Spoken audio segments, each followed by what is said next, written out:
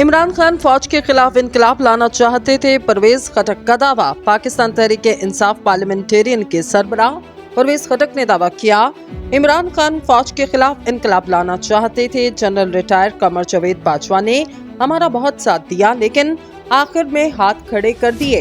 पेशावर में PTI parliamentarian के vice chairman Mahmood Khan के हमरा सहाफियों से मुलाकात में परवेज खटक का कहना था, इलेक्शन के लिए जनरल रिटायर फैज हमीद और कमर जावेद बाजवा ने माहौल बनाया, लेकिन इमरान खान नहीं माने।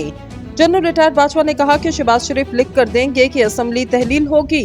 इन्होंने इमरान खान को कहा कि धरना खत्म करो, लेकिन चेयरमैन पीटीआई इस बात को नहीं माने।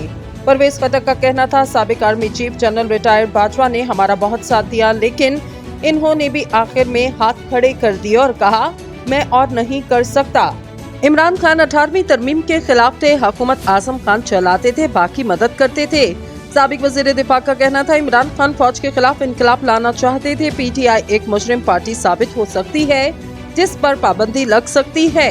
इनका कहना है, जब कोई हुकूमत में नहीं होता तो केसेस बनते हैं। नैब इसीलिए बनी, मुझे इलेक्शन फरवरी में होते नजर आ रहे।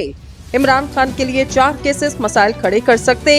इन केसेस में तोशाखाना, साइफर, मनी लॉन्ड्रिंग और 9 मई का केस शामिल है। 9 मई सबसे खतरनाक केस है जो फौजदारी केस बनता जा रहा।